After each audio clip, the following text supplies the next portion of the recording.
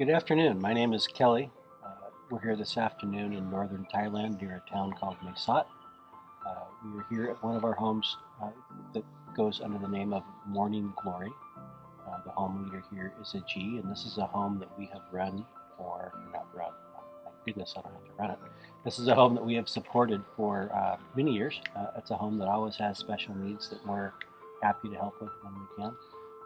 And today we're interviewing one of the volunteer missionaries here. I guess that's the correct classification.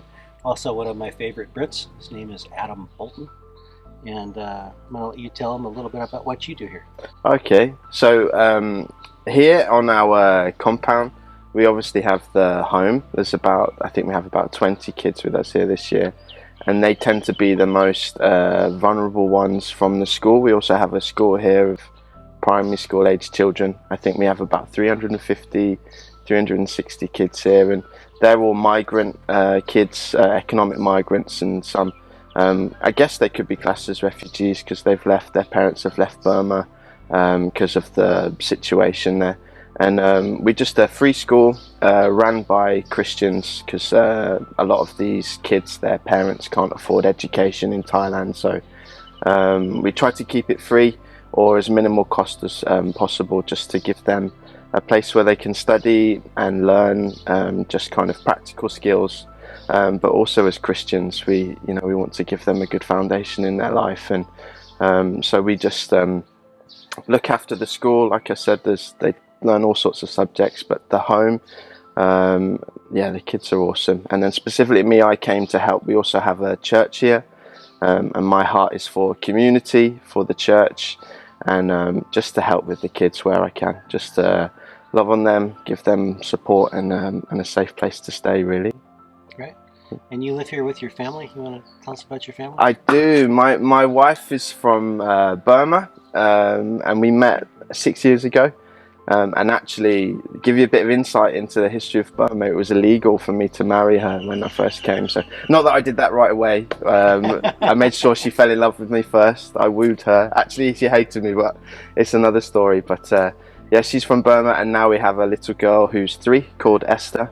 Just 3 last week. Just 3. Darling little girl. She's amazing, isn't she? And yeah, she's lovely. She's great, actually, bringing everyone together. And so, yeah, living here as a family, just to kind of, we just thought it'd be better to spend time with the kids and the church here if we were here full time. We get more time with people to, talk about Jesus, keep everyone's focus on God. And, we believe that that's the way forward with everyone. So, yeah, so we're here at the moment. Excellent. So 18, 20 kids, and how many staff for those children? So living at the school, we obviously have a G and Precious, and they kind of run the home and the cooking, and then they have their kids, and we have a few of the older teachers that are here to help as well. So in the boys' dormitory, I know there's 3 of the so we have 18 staff at school, and a lot of them actually live in our community too, at the compound. So yeah, so they stay and they help with the kids too. So it's a really good relationship they have. It's a lot more friendly and supportive than the West, I guess. So. Right. You talked about the kids that stay on site being some of the ones that are most vulnerable. Are there 1 or 2 of their stories that you'd like to tell? I'd love to, yeah. So what's common is, I think the average wage around here for migrant people, they tend to do the labouring skills. And I think they earn, average is, if that is 100 baht a day. So what we find is... So to break that down, that's $3 US a day. 100 baht is about $3 US. We actually hear stories of sometimes, not to speak bad, but they're very vulnerable, often undocumented, and sometimes they're owed money, and we've heard stories where they've not been paid. Sometimes the people that own the land, whoever they may be, they allow the families to stay on the land and work the land, and they can keep vegetables and build some of the shacks, I would call them, bamboo huts and things like that. They're allowed to live there for free as long as they work, and but really vulnerable, and people extort them. And so the kids come from that background. They're actually very lovely. I really love the Burmese family culture. They're very family orientated, people orientated, but often the kids that we have here, the ones that stay, their parents can't afford them, and so it's typical that they come here. I can tell you about, there's a girl that we've had recently, I won't mention her name, but they come from not just poverty in terms of like their wages and the things that they have at home, but because of the way the system is, the broken families and things like that. And her mother has got pregnant to her dad, and it's common that the men here are not often of best character, and he's left and no one knows where he is.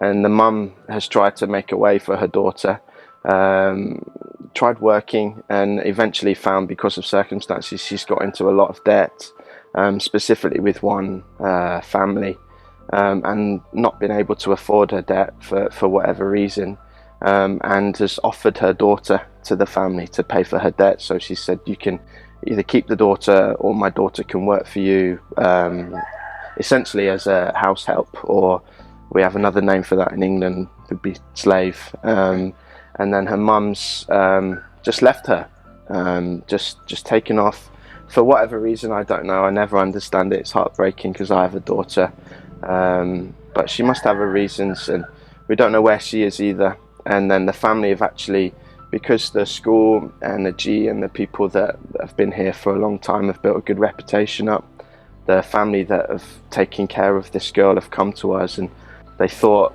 that they might get in trouble with the authorities for human trafficking, and they've come to drop her off at school to ask us if we can take care of her, to avoid being in trouble. So it's quite a common story. There's a lot of, like I said, in the family structure's broken down. Alcoholism, divorce, domestic abuse, sexual abuse and physical abuse is very common, and a lot of our kids come from that kind of background. So not only do we want to give them an education, because we feel that school can obviously help them and inform their choices as they grow up, but for specifically the girl that I talked about and a couple of the others, it's a safe environment. We don't want them being at home, we don't want them vulnerable.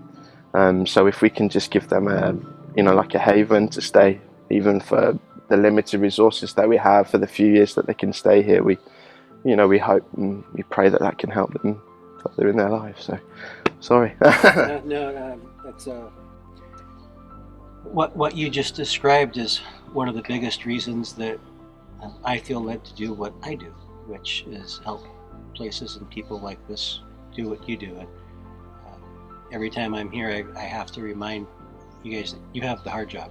We have the easy job because I get days off. At my house, I don't live right in the middle of everything you just described. And when I say that, I mean his home is literally here. He has the boys' dorm on one side, the girls' dorm on the other side, the worship hall out front, the staff quarters over here. He couldn't be more central in living this every day, unless they were all in one room. That would be the only way. So God bless you and everything you do. Thank you very much. Thank you, Mac. Thanks for all your help and support too. So we couldn't do it without you either. So thank you. God bless.